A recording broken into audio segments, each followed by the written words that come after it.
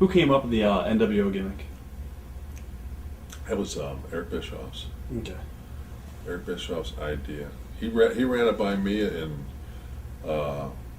Scottsdale, and like it didn't sink in. And then like I went home that night. He stayed in my house. Went home that night, and I just sat there like the middle of the night. I just kept playing through. I was just thinking, fans are going to think that Vince is invading this company. This is really going to be huge, you know. And we had no idea. I mean, of course, you're thinking this is just your entry level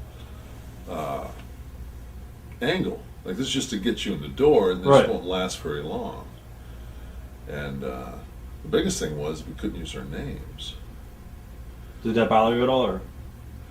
Yeah, I took care of that though. You know, as soon as they said, "What do you want to go by?" I said, "You know, I'd like to go by my name because I knew I'd own that for life, no matter where I went." All right. And even when I went back to New York, you know, they really kind of wanted to do the Diesel thing, but you know, just like I wasn't going to get into that again. I wasn't going to be owned. Was Hogan originally part of the plan? No, they didn't know who it was going to be. Originally, it was Sting, I think. Wow. Sting was going to jump and turn. So they didn't think Hogan would do it. Hogan was doing that movie, and then with Lonnie Anderson and somebody else. And I think Hogan watched the TV and saw that train leaving. All right. Hogan, man. Yeah. I mean, when anybody says about Terry, man, there's nobody Smart. smarter than him. Yeah. He said, "Man, ka-ching, I'll hop on that. I'll be the, you know," and it was fine. What are your memories of I guess, in the beginning, how it first played out? I mean, were you happy with the way? No, because you know it was you know we went in to do these interviews, and you know he's that old school ramble.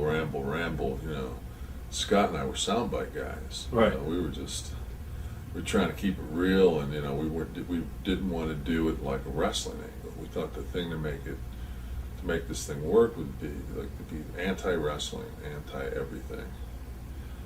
And so the first day we went to we're in Disney MGM, and we did the first black and white thing. And when it was over with, halfway through we took a break, and Scott and I went over, looked at each other, and we're like, "Fuck, man, he's killing us. He's just rambling about everything. It's just not working." So we went to Eric that night. We went and ate some food with Eric, and Terry went back to Tampa. We were stuck in the hotel, and we just said, "Man, this isn't working." You know, he said, "You know, Neil Pruitt's got some ideas how he can chop it up." And that's when they did that edited black and white, Right. you know, really kind of edgy, and it worked. And then that way there, and that was the whole thing. I mean, Eric did such a good job of managing those egos and making things work. I'm going to ask you about all that. Yeah, definitely. You know, he really did. I mean, it wasn't a, you know, it was definitely water and oil with Hulk and Scott and I. I was going to ask you, as far as Eric Bischoff is concerned, did you guys get along with him? Because this is now the first time that you guys are working with him, and as far as like. Yeah, I liked him. Eric is still a friend of mine. I mean, I consider Eric a friend of mine. And I'll ask you about the politics between Hogan and you guys later on, definitely. How did the other boys react when you guys came back to WCW? Well, they weren't happy. You know, the rumors, you know, I mean, we were making Sting money. Right. Was, you know, nobody else was making that kind of money.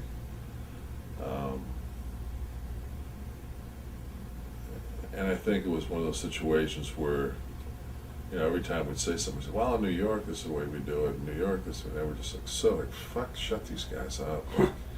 But it was different, you know. These guys worked part-time. You know, they didn't really run house shows. Right. They didn't draw. It was a different animal. Yeah, it really was. It was just like, you know, we were, you know, it was like we were Navy SEALs. You know. Right. We'd been pretty much battle tested, you know. I was going to ask, did it become frustrating when the nWo kept expanding too, with different members? You know, it started out with just. You know, it was actually kind of amusing for a while, because it was like a waiting. Like, how do we get somebody over? Throw them a T-shirt. Right. You know, and it worked. It worked for a long time. And then there was like the Mexican World Order. Then it was like 75 World Orders on our show. And Piper had his icon shirt. Yeah, you know. So it's just. But I look at it and I say, you know, name. I can't name an angle in wrestling that had legs like that thing did. Yeah, it was You know, awesome. that just continued And anytime it resurfaced, it would have worked at WWF when we came back. If they wouldn't have broke us up. I'm going to ask you about that coming up. Yeah, it would have worked. When they let, I guess, Scott Hall go for a little bit and get time off, what led you going on TV and campaigning for him to return?